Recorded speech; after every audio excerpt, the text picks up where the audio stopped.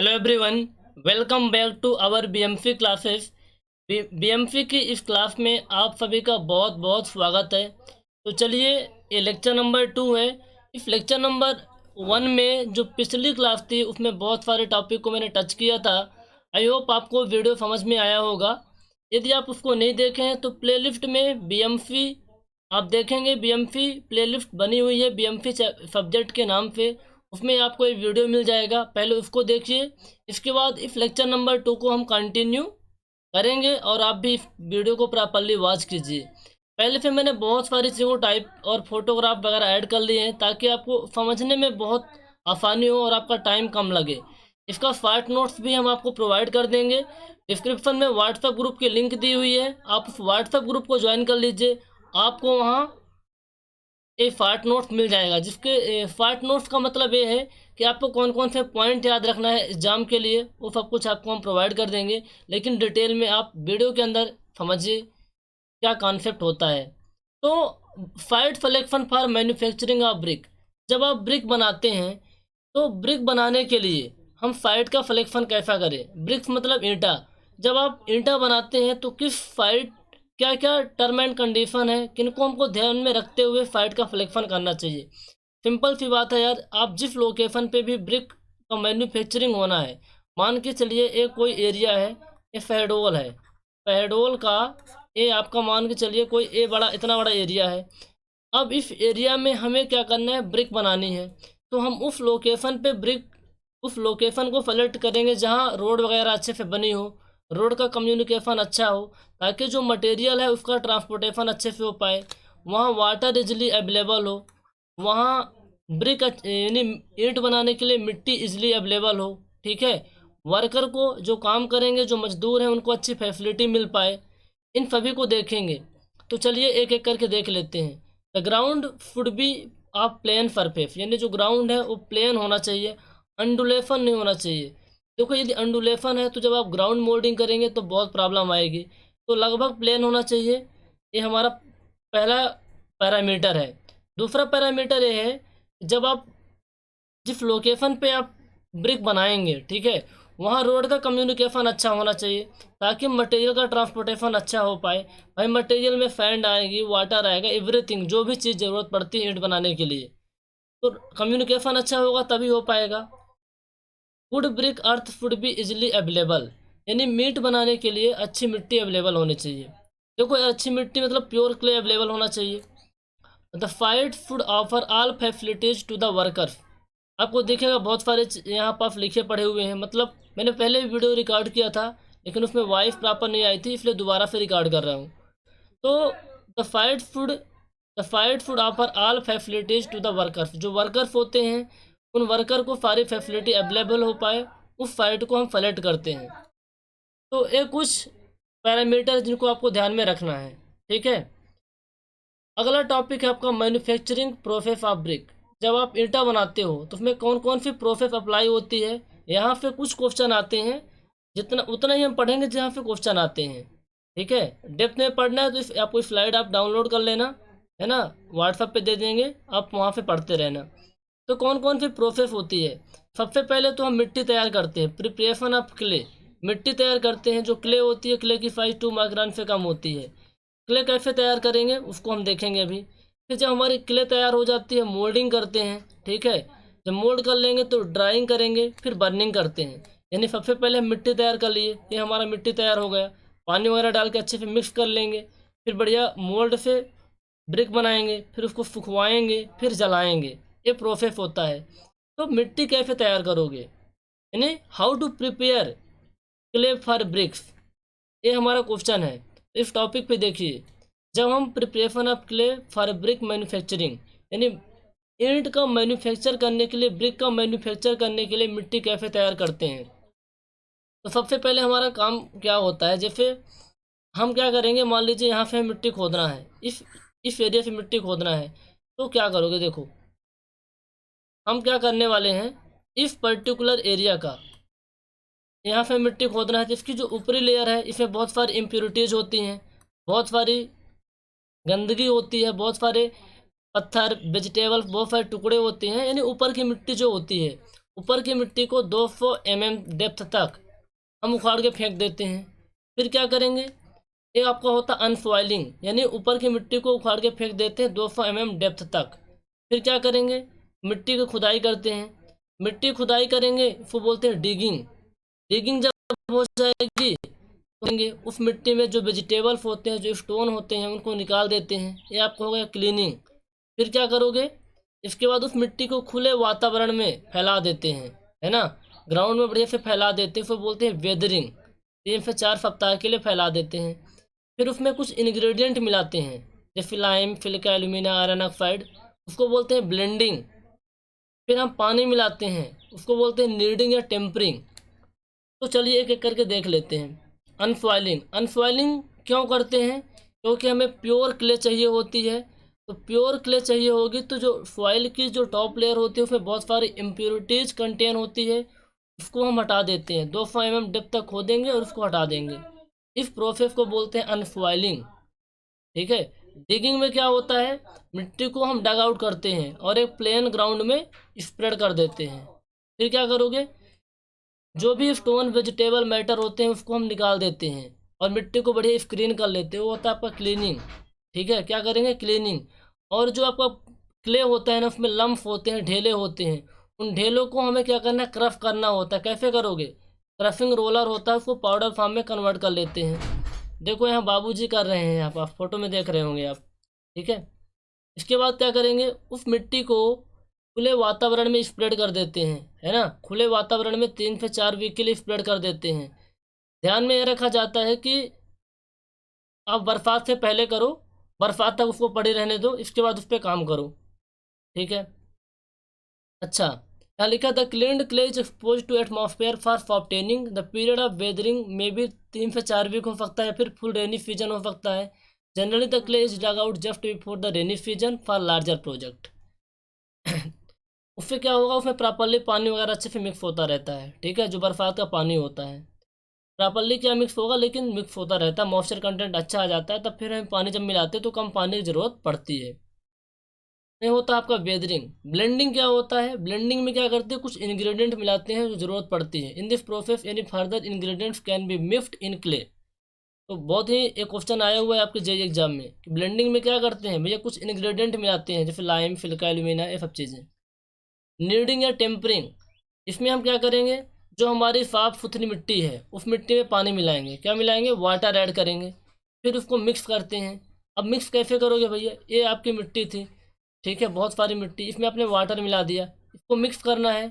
या तो फिर क्या करते हैं अपन, फिट ऑफ मैन, जो इंसान होते हैं अपने पैरों से उसको रौंदते हैं। या फिर जब स्मॉल स्केल है ना, स्मॉल स्केल का प्रोजेक्ट है, 10-5 हज़ार ईंटें बनानी है, तो आप क्या करोगे ना, बहुत सारे लेबर हो जाएंगे और उस मिट्टी को क्या करेंगे, अपने पैरों के थ्रू मिक्स कर देते हैं। अब मान लीजिए बड़ा स्केल का प्रोजेक्ट है, तो उस केस में क्या करते हैं, पग मिल का यूज़ करते हैं। किसका करते हैं, पग मिल का यूज़ करते हैं। तो क्वेश्चन यहाँ पे आया हुआ कि पग मिल का यूज़ क्यों करते हैं, मिट्टी को मिक्स करने के लिए। अच्छा, मिट्टी को क्यों मिक्स करते हैं, ये अपनी मिट्टी है, इसमें पानी मिला दिया, मिक्स इसलिए करते हैं ताकि उसको मोल्डिंग कर पाएँ अच्छे से, उसको अच्छा से ब्रिक का शेप दे पाएँ। ब्रिक का शेप कैसा होता है, रेक्टेंगुलर। तो आप रेक्टेंगुलर शेप तभी दे पाएंगे जो उसमें प्रॉपरली वाटर मिक्स रहेगा, है ना, उसमें प्लास्टिक नेचर आ जाना चाहिए, जिस शेप में हम चाहें उस शेप में कन्वर्ट कर पाएँ। तो नीडिंग और टेम्परिंग में ये बात ध्यान रखने की, वाटर ऐड करते हैं। यदि स्मॉल स्केल का प्रोजेक्ट है उस केस में अपन जो फिट ऑफ मैन होता है ना, आदमी अपने पैरों से उसको मिला देता है। बड़ा स्केल का प्रोजेक्ट है तो पग मिल का यूज़ करते हैं, है ना, पग मिल का यूज़ करते हैं। क्यों करते हैं, प्लास्टिक नेचर में कन्वर्ट करने के लिए। अच्छा, मिट्टी आपकी रेडी हो गई, अब क्या करोगे, उसको मोल्ड करेंगे सांचों के थ्रू। सांचे यानी जो मोल्ड होता है ना, उसके थ्रू क्या करेंगे, ईंट का शेप देंगे, ब्रिक का शेप देने वाले हैं। देखो ये बाबूजी यहाँ पफ बना रहे हैं पैरों के थ्रू ना मिक्स कर रहे हैं मिट्टी को। बहुत मेहनत का काम होता है जी, बहुत मेहनत का, मैंने तो किया हुआ है ये सब चीज़ें, क्या बोलूँ, टाइम है, वक्त में करना पड़ता है। Moulding of clay for brick manufacturing, है ना। अब हम क्ले को मोल्ड करेंगे ब्रिक बनाने के लिए। ठीक है, तो मोल्डिंग प्रोसेस में क्या होता है, इन द मोल्डिंग प्रोसेस जो हमारी मिट्टी तैयार मिट्टी होती है ना, उसमें ब्रिक का शेप देते हैं। मोल्डिंग प्रोसेस में जो हमारी तैयार मिट्टी होती है उसको ब्रिक का शेप देते हैं। अब इसको भी दो तरीके से कर सकते हैं, एक तो हैंड मोल्डिंग कर सकते हैं, दूसरा मशीन से मोल्ड कर सकते हैं। हैंड मोल्डिंग अपन तब करते हैं जब स्मॉल स्केल का प्रोजेक्ट हो, है ना, अच्छे से लेबर वगैरह मिल जाए, सस्ते रेट पे मिल जाए, प्रोडक्शन कम करना हो, थोड़ा बहुत ईंटें बनानी हो। लेकिन मान लीजिए मैन पावर बहुत ज़्यादा एक्सपेंसिव है, बहुत ज़्यादा महंगे लेबर मिल रहे हैं, उस केस में अपन हैंड मोल्डिंग नहीं करवा पाएंगे, बहुत ज़्यादा खर्चा लगेगा, बहुत महंगा पड़ जाएगा। अपन मशीन मोल्डिंग के थ्रू जाएंगे, है ना। तो ध्यान में रखा जाता है कि हैंड मोल्डिंग अपन तभी करते हैं जब आपको मैन पावर चीप हो। मैन पावर क्या होनी चाहिए? चीप होनी चाहिए, प्रोडक्शन आपका स्मॉल होना चाहिए, तभी हैंड मोल्डिंग करते हैं, otherwise go for machine moulding. तो हैंड मोल्डिंग भी दो टाइप की होती है, एक होता है आपका ग्राउंड मोल्डिंग, दूसरा होता है टेबल मोल्डिंग। ग्राउंड मोल्डिंग में क्या करेंगे, अपन ग्राउंड में ब्रिक को मोल्ड करते जाते हैं, टेबल मोल्डिंग में टेबल में करते जाते हैं, ठीक है। लेकिन ग्राउंड मोल्डिंग और टेबल मोल्डिंग को समझने से पहले एक नोट है कि भैया जब आप ब्रिक बनाते हैं तो जो मोल्ड होता है यानी फांचा, उस फांचे की साइज ब्रिक की साइज पे 8 से लेकर के 12% तक ज़्यादा रखी जाती है। आप बोलोगे भैया क्यों रखी जाती है? तो देखिए भैया, जो आपका ब्रिक होता है ना, उस टाइम उसमें मॉइस्चर ज़्यादा होता है। क्या होता है? मॉइस्चर होता है। जब उसको हम ड्राइंग करते हैं, सुखाते हैं, या फिर उसको हम बर्निंग करते हैं, जलाते हैं, उस केस में आपका मॉइस्चर क्या होता है? निकल जाता है। तो ब्रिक क्या होती है? सिकुड़ जाती है, श्रिंक कर जाती है ना। इसलिए फांचे की साइज ज़्यादा रखी जाती है ताकि ब्रिक की साइज ज़्यादा आए और जलने के बाद एक प्रॉपर साइज आ जाए। क्योंकि हमें 19 सेंटीमीटर इंटू 9 सेंटीमीटर की ब्रिक चाहिए होगी, और इतने ही साइज के यदि हम फांचा रखेंगे, मोल्ड रखेंगे, फिर हमारी ब्रिक की साइज पता चलेगा 18 सेंटीमीटर आ जाए, 17 सेंटीमीटर आ जाए, कुछ भी हो सकता है। इसलिए 8 से 12% ज़्यादा साइज रखी जाती है, किसकी? मोल्ड की। किसके तुलना में? ब्रिक की तुलना में, ठीक है। अच्छा, हम मोल्डिंग की बात कर रहे थे, दो टाइप की मोल्डिंग होता है, ग्राउंड मोल्डिंग होता है और टेबल मोल्डिंग। ग्राउंड मोल्डिंग कब करते हैं? देखो, ग्राउंड मोल्डिंग में कुछ नहीं है, सिंपल सी बात यह है कि ग्राउंड मोल्डिंग हम तब करते हैं जब हमारा प्रोडक्शन स्मॉल होता है, ठीक है। या फिर क्या बोलूँ, हैंड मोल्डिंग तब करते हैं जब प्रोडक्शन स्मॉल होता है। ग्राउंड मोल्डिंग में कुछ भी नहीं करेंगे, सबसे पहले ग्राउंड को बढ़िया प्रॉपरली लेवल कर लेंगे, ठीक है ना। उसमें सैंड वगैरह स्प्रिंकल कर देंगे, या फिर एफ होता है राख, उसको स्प्रेड कर देंगे। इसके बाद उसमें मोल्डिंग करवा देंगे। ये होता है ग्राउंड मोल्डिंग में। टेबल मोल्डिंग में क्या होता है, अब हाँ, हमारे पास टेबल होती है। क्या होती है? टेबल होती है। और उस टेबल की साइज होती है 2 मीटर इंटू 1 मीटर। उसमें क्या करते हैं अपन? मोल्डिंग करते हैं। ये टेबल है, देखो यहाँ ये ब्रिक है, ये आपको पूरा का पूरा ग्राउंड है। इसमें दिख रहा है ना किस तरीके से ये मजदूर क्या कर रहे हैं? ब्रिक को मोल्ड कर रहे हैं। आपको दिख रहा होगा डायग्राम में, ये दिख रहा है। देखो, ये सब देखो किस तरीके से ब्रिक को लगा रहे हैं। ये ग्राउंड मोल्डिंग है। टेबल मोल्डिंग में क्या होता है, एक टेबल होती है 2 मीटर इंटू 1 मीटर की, उसमें अपन टेबल मोल्डिंग करते हैं। लेकिन ये टेबल मोल्डेड जो ब्रिक होती है ना, थोड़ा महंगा पड़ती है, क्योंकि कितने टेबल आप लगाओगे, बहुत ज़्यादा खर्चे आते हैं इसमें। देखो, the process is similar to ground moulding, but here brick are moulded on the table of size 2 metre into 1 metre. Ground moulding is economical when compare to table moulding, सस्ती पड़ती है। तो समझ में आ रहा है ग्राउंड मोल्डिंग और टेबल मोल्डिंग? और कुछ पढ़ना होगा तो यहाँ लिखा हुआ है, ज़्यादा कुछ पढ़ने की ज़रूरत भी नहीं है, बस ध्यान में इतना ही रखना है। मफिन मोल्डिंग क्यों करते हैं? देखो, यदि हमको लार्जर क्वांटिटी में बनाना है ब्रिक, ठीक है, तो हम क्या करते हैं? मफिन का उपयोग करते हैं। The brick required are in large quantity, then muffin moulding is economical and also save more time. Simple सी बात है, हमें मान लो 50,000 ब्रिक्स बनाना है, 50 के ब्रिक बनाना है, उस केस में हमें क्या करेंगे? मफिन का उपयोग करेंगे, तो सस्ता भी पड़ेगा और अपना टाइम भी बचेगा। इसमें दो टाइप की मफिन होती है, दो टाइप की मफिन होती है। पहला होता है प्लास्टिक क्ले मफिन, दूसरा होता है dry clay muffin. Plastic clay muffin ऐसी मफिन होती है जिसमें अपन क्या करते हैं? मिट्टी में पानी मिक्स कर लेते हैं, फिर उस मिट्टी को डालते हैं मफिन में, ओपनिंग होता है उसमें डालते हैं, और इस तरीके की कुछ साइज बन के आती है। आपको दिख रहा होगा डायग्राम में, इस तरीके कुछ साइज निकल के आती है ब्रिक की, इस तरीके से, ठीक है।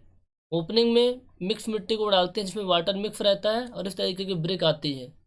ड्राई क्ले मफिन में क्या होता है कि आप मिट्टी को डाल देते हैं और एक साइड से पानी डालते हैं, फिर अंदर ही मिक्स होता है, फिर वो ब्रिक बन के निकलती है।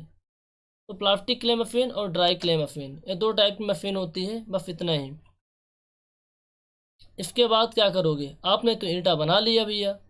ईंटा कैसे आपने बनाया, यानी ब्रिक आपने कैसे बनाई।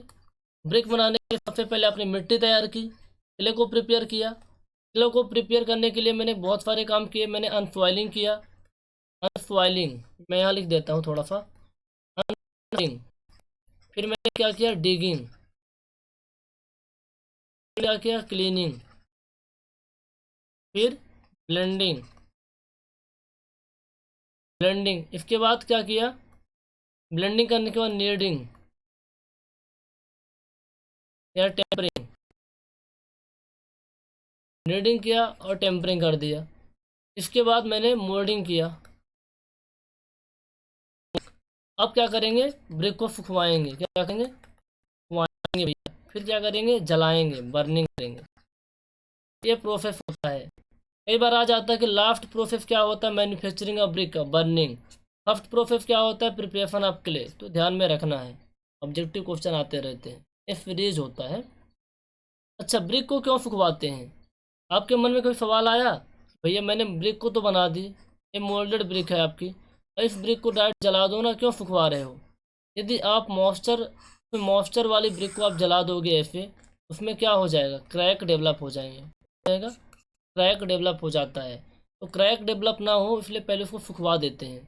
After moulding process the brick contain some amount of moisture, moisture तो रहता ही है। तो drying is to be done, otherwise they may crack develop हो जाएगा। तो नेचुरल प्रोसेस में क्या करेंगे, सबसे पहले जो हमारी ब्रिक है, जो मोल्डेड ब्रिक है, उस ब्रिक को बढ़िया इस तरीके से कुछ हम लगाते हैं, है ना, 8 से 10 स्टेयर्स में, कि उसमें एयर का सर्कुलेशन अच्छा बना रहे, ताकि ब्रिक अच्छे से सूख जाए। ठीक है, ब्रिक अच्छे से सूख जाए। तो आपने देखा भी होगा, तो आप इस चीज़ को फील भी कर पा रहे हो किस तरीके से लगाते हैं।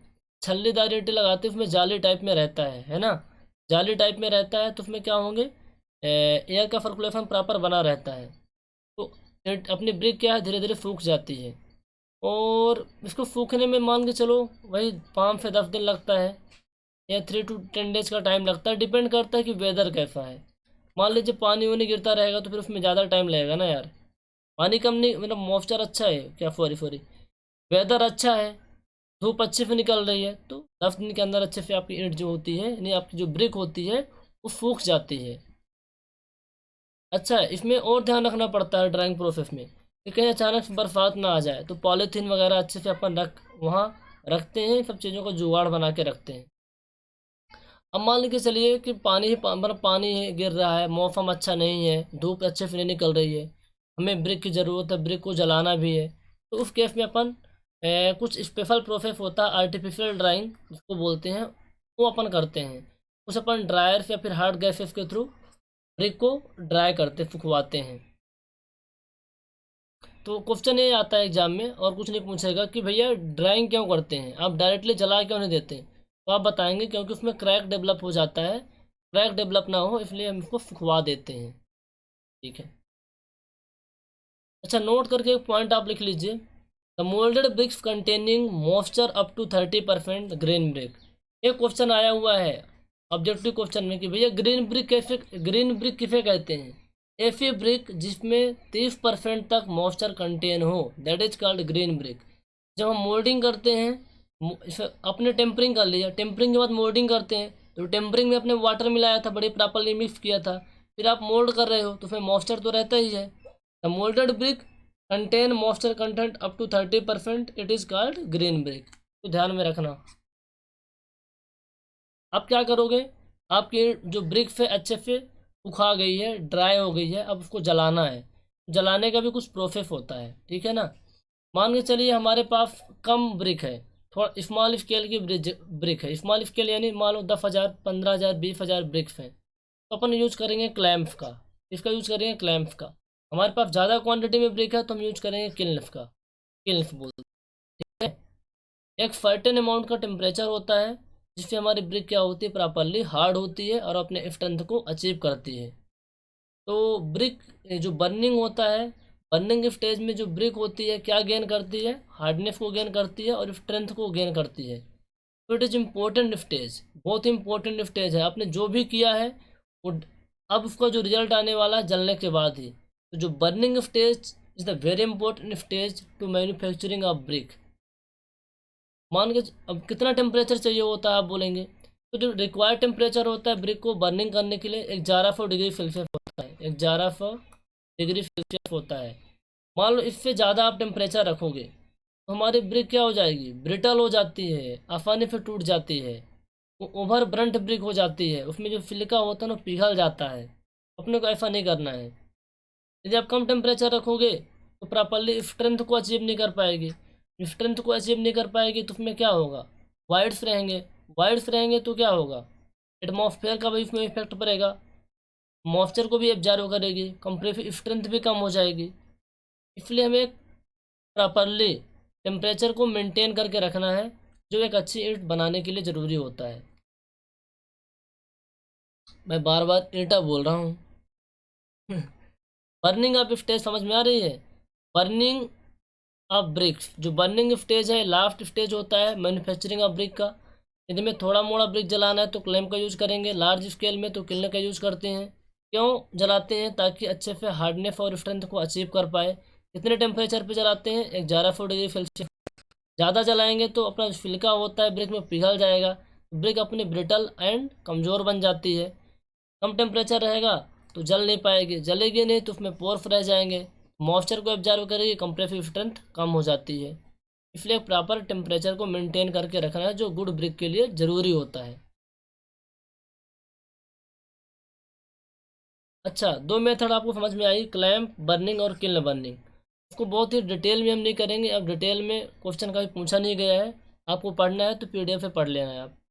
क्लैम्प बर्निंग, क्लैम्प बर्निंग के बारे में जो भी बातें हैं बस इतना है कि लार्ज स्मॉल स्केल के प्रोजेक्ट में यूज़ किया जाता है, दैट्स इट।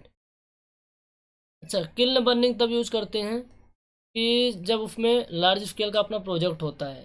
इसमें जो किल्न होता है दो टाइप का होता है, एक होता है इंटरमिटेंट किल्न, दूसरा होता है कंटिन्यूअस किल्न। ये ध्यान में रखना, ऑब्जेक्टिव आ सकता है। इंटरमिटेंट किल्न और कंटिन्यूअस किल्न। अब इसमें भी जो आपका इंटरमिटेंट किल्न होता है दो टाइप का होता है, up draft intermittent kiln, down draft intermittent kiln, ठीक है। इसके अलावा जो ध्यान में रखना है, जो कंटिन्यूअस किल्न होता है वो तीन टाइप के होते हैं, full trench kiln, tunnel kiln और हाफमैन किल्न। तो बर्निंग प्रोसेस में कुछ भी ध्यान में रखने की ज़रूरत नहीं है एग्जाम के लिए। बाकी ब्रिक को कैसे जलाना है आप इस पे अच्छे से पढ़ सकते हैं। सबसे पहले ज़रूरी है कि ब्रिक को जलाएंगे 1100 डिग्री सेल्सियस टेम्परेचर पे जलाते हैं, ताकि अच्छे से स्ट्रेंथ और हार्डनेस को अचीव कर पाए, ठीक है। स्ट्रेंथ और हार्डनेस में क्या अंतर है वो हम बताएंगे आगे। 1100 डिग्री सेल्सियस टेम्परेचर पे जलाते हैं ताकि अच्छे से स्ट्रेंथ और हार्डनेस को अचीव कर पाए। जलाएंगे कैसे, हमारे पास दो ऑप्शन है, एक तो है क्लैम्प, दूसरा है किल। क्लैम्प तब यूज़ करते हैं जब स्मॉल स्केल का प्रोजेक्ट होता है, बड़े स्केल का प्रोजेक्ट है तो किल्न का यूज़ करेंगे, ठीक है। किल्न भी दो टाइप का होता है, इंटरमिटेंट किल्न और कंटिन्यूअस किल्न। इंटरमिटेंट किल्न दो टाइप का होता है, up draft kiln, down draft kiln. और कंटिन्यूअस किल्न तीन टाइप का होता है, फ्रेंच किल्न, टनल किल्न और हाफमैन किल्न। इस इनके जो टाइप है ना इनको ध्यान में रखना, दैट्स इट। इसके अलावा कुछ भी नहीं पूछेगा आपके एग्जाम में। पूछने के लिए जो जो टॉपिक है बहुत ज़्यादा है, जैसे इंग्रेडिएंट वाले टॉपिक पे बहुत क्वेश्चन आते हैं, ठीक है ना। इसके अलावा इंग्रेडिएंट का क्या क्या पर्पज़ है वहाँ पे आएगा, ब्रिक के टेस्ट पे आता है, डिफेक्ट ब्रिक में कौन कौन से होते हैं वहाँ पे क्वेश्चन आता है। तो इनमें ज़्यादा अपन टाइम स्पेंड करेंगे जहाँ पे क्वेश्चन आते हैं। तो क्या क्या ध्यान में रखना है जो मैंने बताई है अभी, इनके टाइप्स को, दैट्स इट। अब जो मुद्दे की बात है, this is a very very important topic guys, very very important topic. यहाँ से बहुत सारे क्वेश्चन पूछे गए हैं, एफजेई में अब तक में बहुत सारे क्वेश्चन पूछे गए हैं। और जहाँ से क्वेश्चन पूछे जाते हैं ना उन टॉपिक में मैं ज़्यादा जोर देता हूँ, क्योंकि भाई देखो हम कंपटीशन एग्जाम के लिए पढ़ रहे हैं अभी, तो बहुत ही अच्छे से नॉलेज ही अचीव करनी है तो फिर हम बुक उठा लेंगे ना, बुक से पढ़ेंगे, इजी लैंग्वेज में लिखा हुआ है। हमें एग्ज़ाम के लिए उतना ही पढ़ना है जितना एग्ज़ाम में पूछा गया है या फिर पूछा जाएगा, इतना ही हमारा पर्पज़ है यहाँ पढ़ने का, मैं पहले ही बता दे रहा हूँ। तो ब्रिक में कौन कौन से टेस्ट करते हैं, टेस्टिंग ऑन ब्रिक्स, ब्रिक्स में कौन कौन से टेस्ट करते हैं उसकी यहाँ लिस्ट लिखी हुई है। अच्छा, टेस्ट क्यों करते हैं, ये सवाल आना चाहिए। जिस ब्रिक को हम यूज़ कर रहे हैं दीवार बनाने के लिए, फिर बिल्डिंग कंस्ट्रक्शन के लिए, उससे हमें क्या चाहिए, उससे हमें चाहिए कि वो प्रॉपरली लोड को बियर कर पाए, प्रॉपरली लोड को बियर कर पाए। तो प्रॉपरली लोड को कब बियर कर पाएगी, उसके लिए हम, मान लीजिए आपके पास 2 ब्रिक्स रखी हैं, यानी 5000 ब्रिक्स यहाँ रखी है, 5000 ब्रिक्स यहाँ रखी हुई है। तो आप किस ब्रिक को यूज करोगे, इसको या फिर इसको, हम दोनों का टेस्ट करेंगे। तो क्या क्या टेस्ट करेंगे, पहला अपन टेस्ट करते हैं क्रशिंग स्ट्रेंथ या कंप्रेसिव स्ट्रेंथ टेस्ट। दोनों का एक ही नाम होता है, क्रशिंग स्ट्रेंथ या फिर कंप्रेसिव स्ट्रेंथ। इसमें ब्रिक की स्ट्रेंथ को हम चेक करते हैं, ब्रिक कितने लोड को बियर कर सकती है। दूसरा होता है वाटर एब्जॉर्प्शन, है ना, वाटर एब्जॉर्प्शन, ब्रिक कितने वाटर को एब्जॉर्व कर रही है, ये वाला टेस्ट करते हैं। दूसरा टेस्ट होता है, इसमें भी 2 टाइप का टेस्ट होता है। पहला टेस्ट है कि 24 hours immersion in cold water, 24 घंटे तक ब्रिक को पानी में डुबो कर रखेंगे, फिर देखेंगे कितना पानी उसने एब्जॉर्व कर लिया, कितना पानी सोख लिया। दूसरा करेंगे 5 घंटे तक ब्रिक को पानी में उबालेंगे, फिर देखेंगे कितना पानी उसने एब्जॉर्व किया। ये 2 टेस्ट करते हैं। तीसरा होता है इफ्लोरेसेंस टेस्ट। इसमें हम ये देखते हैं कि ब्रिक को पानी में डाल देंगे तो उसमें धब्बे, स्पंजी पाउडर, है ना, उसमें जो वाइट वाइट छपरे से आ जाते हैं ना, वाइट वाइट स्पंजी पैचेस, वो आते हैं कि नहीं आते हैं, आते हैं। तो किस ब्रिक की क्वालिटी अच्छी है, यानी 2 टाइप के हमारे पास ब्रिक है, तो किसको यूज करेंगे, जिसमें इफ्लोरेसेंस यानी जिसमें पैचेस नहीं आएंगे, इसमें पैचेस वगैरह चेक करने के लिए करते हैं। हार्डनेस टेस्ट, हार्डनेस टेस्ट इसलिए हम करते हैं जिससे अपना नेल होता है ना, नाखून, नाखून से जिसको खिरोचें, स्क्रैच करें, इसमें कुछ क्रैक वगैरह नहीं दिखना चाहिए, स्क्रैच नहीं होना चाहिए। या फिर कोई शार्प टूल है उससे स्क्रैच करें तो आपको स्क्रैच दिखना नहीं चाहिए, है ना, वो चेक करते हैं कि ब्रिक में क्या है। शेप एंड साइज, भाई हम ब्रिक बनाएंगे तो ब्रिक सॉरी हम वॉल कंस्ट्रक्शन करेंगे, दीवार बनाएंगे तो एक ही साइज की ब्रिक होगी तो ज़्यादा सही रहेगा ना। रेक्टेंगुलर शेप होना चाहिए, साइज क्या होना चाहिए, 19 centimetre into 9 centimetre into 9 centimetre. ये वाला टेस्ट भी करेंगे। स्ट्रक्चर, स्ट्रक्चर टेस्ट में हम देखते हैं कि ब्रिक को हम तोड़ के देखेंगे कि उसके अंदर लम्प्स वगैरह तो नहीं बने हैं, प्रॉपरली स्मूथ और होमोजेनियस होना चाहिए। कलर टेस्ट करेंगे कि हमारे ब्रिक का कलर प्रॉपरली लाल कलर होना चाहिए, डीप रेड कलर होना चाहिए। फिर फाथ टेस्ट करते हैं, जहाँ पे एग्जाम में क्वेश्चन पूछे गए हैं गाइज, बहुत ही इंपॉर्टेंट टॉपिक है, ठीक है। चलिए पहले टेस्ट की तरफ मूव करते हैं। तो पहला टेस्ट है आपका क्रशिंग स्ट्रेंथ या फिर कंप्रेसिव, क्रशिंग स्ट्रेंथ या फिर compressive strength test on brick. तो अब क्या करोगे, इसके लिए कुछ भी नहीं करना है। हमारे पास जो ब्रिक होती है ना, ब्रिक, उस ब्रिक को क्या करो, हमारे पास जो ब्रिक है उस ब्रिक के जो अनइवन सरफेस है, इवन जो सरफेस है ना, उस सरफेस को पहले आप प्रॉपरली स्मूथ कर लो। क्या कर, स्मूथ कर लो। उसके बाद क्या करो, उस जो ब्रिक को जिसको आपने प्रॉपरली स्मूथ किया ना, 24 आवर्स तक, 24 घंटे तक पानी में डाल के रख दो। कितने टेम्परेचर पर, at room temperature, at room temperature पर 24 घंटे तक पानी में डाल के रख दो। फिर क्या करना, उस ब्रिक को 24 घंटे के बाद निकाल लेना, और ब्रिक के टॉप सरफेस में जो फ्राग होता है, ब्रिक के जो टॉप सरफेस में फ्राग होता है ना, उसमें क्या करना, 1:1 का आप मोर्टार प्लेस कर देना। क्या करोगे, 1:1 का मोर्टार प्लेस कर दोगे, 1 पार्ट सीमेंट और 1 पार्ट सैंड। आपने मोर्टार प्लेस कर दिया। फिर इसके बाद उस ब्रिक को क्या करना, 24 आवर तक, 24 घंटे तक डैम्प कंडीशन में रख देना, यानी कोई कपड़ा वगैरह भिंगा के उसको रख देना अच्छे से। फिर उसको निकालना 24 घंटे बाद, 3 दिन तक पानी में डुबो के रख देना, कितने दिन तक, 3 दिन तक। फिर उसको बढ़िया से निकाल लेना, ठीक है। निकालने के बाद उसके पानी को पोंछ लेना। फिर यूटीएम मशीन होती है, मशीन, उस पर रख करके उसमें लोड अप्लाई करना, उस पर रख करके उसमें लोड अप्लाई करना। और जो लोड होता है ग्रेजुअली होता है, धीरे धीरे अब लोड अप्लाई करते हैं। और जिस लोड पर हमारी ब्रिक फेल हो जाती है ना, उसको आप नोट डाउन कर लेना। तो क्या क्या प्रोसेस करना होता है, इसको हम लिख लेते हैं क्योंकि आपको भूल जाएगा, मैंने इसको लिखा नहीं है अभी, जस्ट मिनट।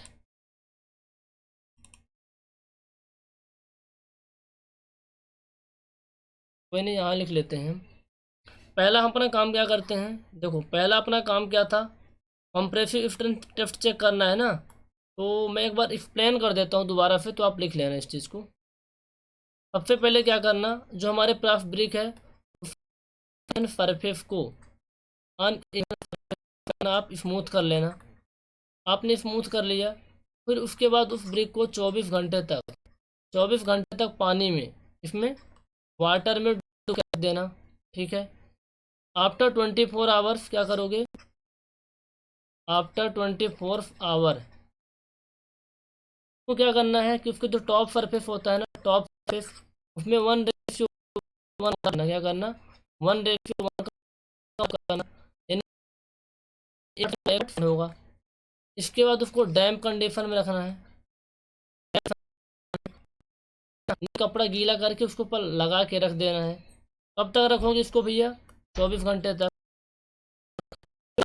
फिर 3 दिन तक पानी में डुबो के रख देना। फिर 3 दिन यूनिवर्सली टेस्टिंग मशीन में, और उसमें ग्रेजुअली लोड अप्लाई करना है। ग्रेजुअली लोड अप्लाई करना है। इस लोड को हमारा ये ब्रेक हो जाए, उस लोड को डिनोट कर लेना है। उस लोड को डिनोट कर लेना है।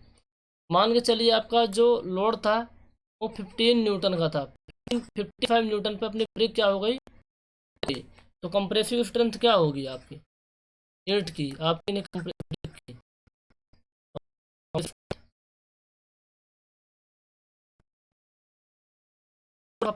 उसको हम पी से डिनोट करते हैं। तो लोड अपॉन एरिया किसका, ब्रिक का, क्रॉस एरिया। ठीक है। तो कंप्रेसिव स्ट्रेंथ बराबर क्या, लोड अपॉन क्रॉस एरिया। एक नोट करके पॉइंट आप लिख लीजिएगा, मैं बोल रहा हूँ कि जो ब्रिक की मिनिमम कंप्रेसिव स्ट्रेंथ 3 न्यूटन पर mm², इससे कम नहीं होना चाहिए। नोट करके लिख लीजिए, ब्रिक की कंप्रेसिव स्ट्रेंथ 3 न्यूटन पर mm² से कम नहीं होना चाहिए। आई होप आप निकाल पाएंगे कंप्रेसिव स्ट्रेंथ, बहुत ही ईजी है। फर्स्ट क्लास ब्रिक की कंप्रेसिव स्ट्रेंथ कितनी होनी चाहिए, मैंने पहले बताया 10.5 न्यूटन पर mm²।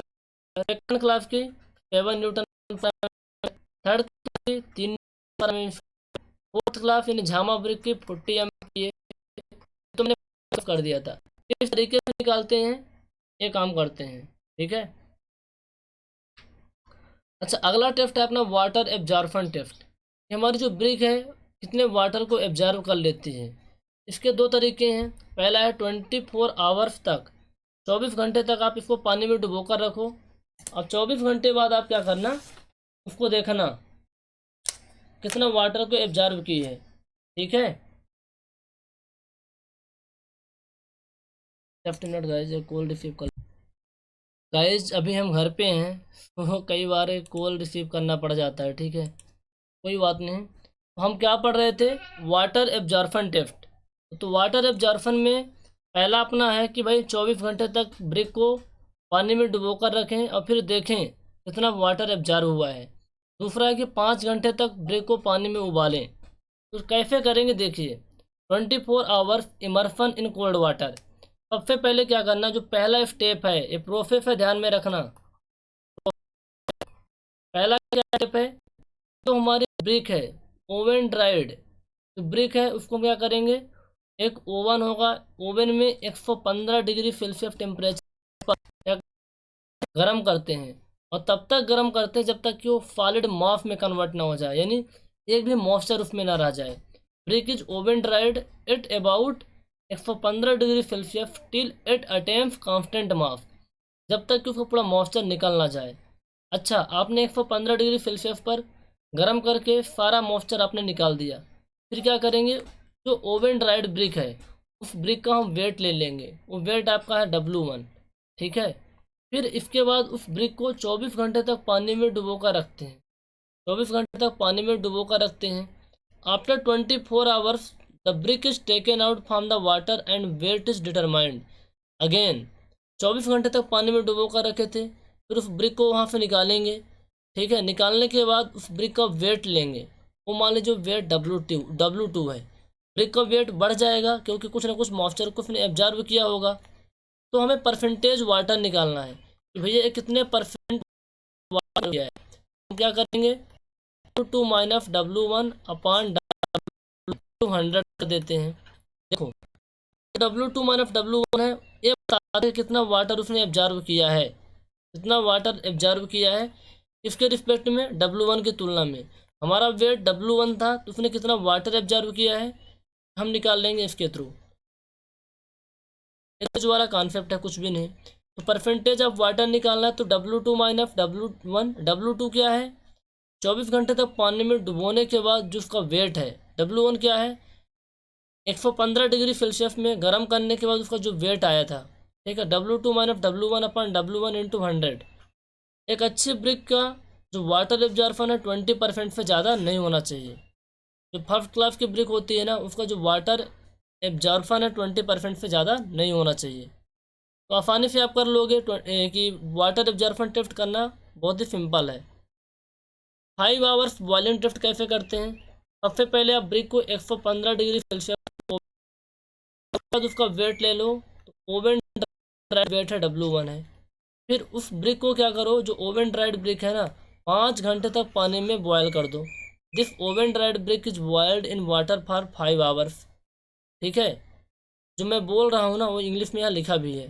5 घंटे तक मैं क्या किया, बड़े से बॉयल कर दिया। इसके बाद उसका वेट ले लेंगे, वेट होगा आपका W2।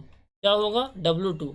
तो परसेंटेज वाटर कैसे निकालोगे, वही W2 minus W1 upon W2, ठीक है। ये परसेंटेज वाटर निकल जाएगा, कितने परसेंट उसने वाटर को एब्जॉर्ब किया है। तो हम 2 बार टेस्ट कर लिए, एक बार तो 24 घंटे तक पानी में डुबो कर टेस्ट कर लिए, एक बार 5 घंटे तक बॉयल करके टेस्ट कर लिए। दोनों में देख लिए कितना कितना वाटर उसने एब्जॉर्ब किया है, ठीक है। तो एक कॉन्सेप्ट होता है सैचुरेशन कॉफिशिएंट का। सैचुरेशन कॉफिशिएंट आपको निकालना है। Water absorption by 24 hours immersion, water absorption by 5 hours boiling, दोनों का जो रेशियो होता है वो होता है सैचुरेशन कॉफिशिएंट। तो ऑब्जेक्टिव में क्वेश्चन पूछा गया है सैचुरेशन कॉफिशिएंट ऑफ ब्रिक क्या होता है। तो पहले 24 घंटे तक पानी में डुबो करके उसका वाटर एब्जॉर्प्शन निकाल लो, 5 घंटे तक पानी में बॉयल करके उसका वाटर एब्जॉर्प्शन निकाल लो। तो दोनों का रेशियो होता है वो होता है सैचुरेशन कॉफिशिएंट, ठीक है। आई होप आपको वाटर एब्जॉर्प्शन टेस्ट समझ में आ गया होगा। आप चाहें तो अपने घर में भी कर सकते हैं, सब सारी चीज़ें करने की क्या ज़रूरत है यार। फील्ड में जब जॉब लग जाएगी, जब जाना तो वहाँ करना अच्छे से। फिर स्कूल टाइम में भी स्कूल क्या कॉलेज टाइम में तो किए होंगे, या फिर आप कॉलेज में हैं इस वीडियो को देख रहे हैं तो आप जाइए लैब पे जाइए, है ना। और जो वहाँ लैब होता है वहाँ पे सारे टेस्ट करते रहिए, सारे मशीनों को देखिए। देखो इस कॉलेज टाइम में यही फ़ायदा है कि भले क्लास नहीं लग रही है, पढ़ाई नहीं हो पा रही है, लेकिन जो लेबोरेटरी है उनको तो आप अच्छे से देख पाओगे ना। उनको आप देखिए ताकि जब इस वीडियो को आप देखेंगे ना तो आपको फीलिंग आएगी कि यूटीएम कैसे होता है, किस तरीके से टेस्ट को परफॉर्म करते हैं। अच्छा, अगला टेस्ट आपका हार्डनेस टेस्ट। हार्डनेस टेस्ट क्यों करते हैं, देखो हार्डनेस टेस्ट करना जरूरी है। हम ये देखते हैं कि भैया रजिस्टेंस कितना है अगेंस्ट स्क्रैच। यदि हम ब्रिक को स्क्रैच करते हैं तो स्क्रैच ना हो, यानी एक ऐसी ताकत होगी जो स्क्रैच को रोकेगी, that is called hardness. A good brick should resist scratches against sharp thing, ठीक है। जो शार्प चीज़ों से ब्रिक में खरोंच आ रहा है, स्क्रैच आ रहा है तो उसको रोकेंगे। इसके लिए अपन टेस्ट कर लेते हैं, कोई इंस्ट्रूमेंट की जरूरत नहीं पड़ती है। आपका जो नेल होता है ना, जो फिंगर में जो नेल होता है, फिंगर नेल या फिर कोई शार्प टूल होता है, with the help of sharp tool जो आपकी ब्रिक है उसके टॉप सरफेस को हम स्क्रैच करेंगे। यदि स्क्रैच नहीं हो रहा है तो हम कहेंगे भाई ये ब्रिक हार्ड है। यदि स्क्रैच आ रहा है तो हम बोलेंगे ब्रिक हार्ड नहीं है। तो कोई स्क्रैच इंप्रेशन नहीं आ रहा, no scratch impression is called hard brick, क्या कह सकते हैं, ये ब्रिक। स्टेप क्यों करते हैं, हम देखते हैं कि रेजिस्टेंस अगेंस्ट स्क्रैच, लिख लो इस चीज को, resistance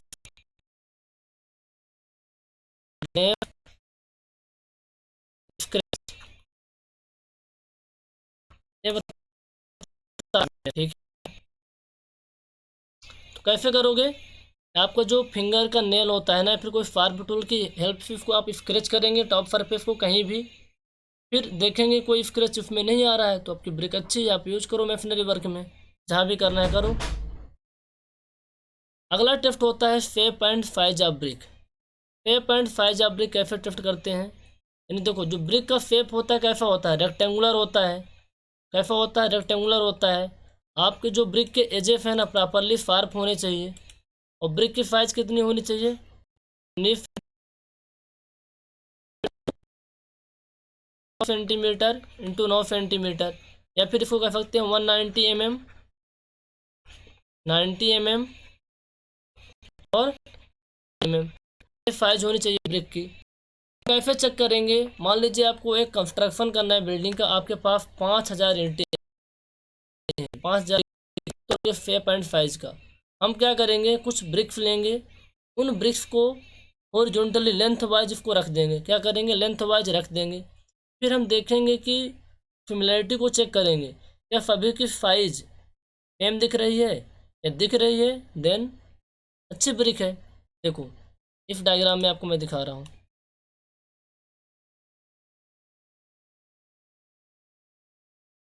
just minute.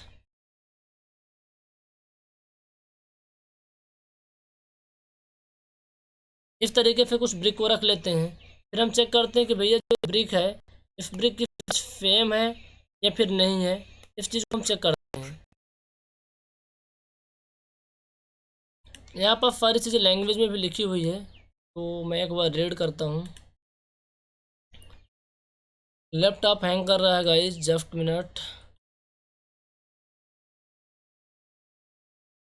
Okay, shape and size of brick very important है ना फॉर कंस्ट्रक्शन वर्क। यानी देखो शेप एंड साइज सेम होना चाहिए, सिंपल सी बात है, तभी आपकी जो दीवारें हैं जो अच्छी दिखेंगी। The shape of brick should be purely rectangular, rectangular होना चाहिए। उसके एज क्या होना चाहिए, शार्प होने चाहिए। और जो ब्रिक की साइज है मैंने पहले बता दी, उसकी लेंथ कितनी होती है 19 सेंटीमीटर, उसकी विड्थ 9 सेंटीमीटर, हाइट 9 सेंटीमीटर। आप ना जैसे आपको जो स्टैक्स होते हैं ना, जब ब्रिक रखी होती है आपने 20 ब्रिक्स ले लेना और रैंडमली ले लेना, कहीं से भी उठा लेना कोई से ब्रिक, और उसको लेंथ वाइज बढ़िया उसको अच्छे से रख देना। ऐसे रखना जैसे मैंने फ़ोटो में दिखाया हुआ है, ठीक है। इसके बाद क्या करना, आप उसकी सिमिलरिटी को चेक करना कि लेंथ विड्थ हाइट सेम है या फिर नहीं है। यदि सेम आ रही है तो क्वालिफाइड है भाई, किसके लिए, कंस्ट्रक्शन वर्क के लिए। तो शेप एंड साइज का टेस्ट इस तरीके से आप कर सकते हैं। अगला टेस्ट है कलर टेस्ट। कलर टेस्ट करने का कोई और तरीका नहीं है, बस देख सकते हैं अपने आँखों से, आप देख पाएंगे ब्रिक का कलर कैसा है। डीप रेड कलर होना चाहिए, यूनिफॉर्म जली हुई होना चाहिए, है ना। ऐसा नहीं कि अंडर ब्रंट है ओवर ब्रंट है, ऐसा कुछ नहीं। इस तरीके का कुछ आपको होना चाहिए, अच्छे से जली हुई ईंटें होनी चाहिए आपकी थ्रू आउट द बॉडी, पूरी ईंटें बढ़िया लाल कलर होनी चाहिए। फाउंडेशन टेस्ट कैसे करते हैं, दो ब्रिक हाथ हो, एक हाथ सिर्फ ने एक ब्रिक को लिया हुआ है, दूसरे हाथ से एक ब्रिक लिया हुआ है, दोनों को आपस में क्या करना, स्टक करना, टकराना। उससे क्या होना चाहिए, रिंगिंग साउंड आनी चाहिए। बेल होता है ना, बेल को बजाते हैं घंटी को हथौड़ी के थ्रू, हैमर के थ्रू, तो जो आवाज़ आती है वैसे आवाज़ आनी चाहिए।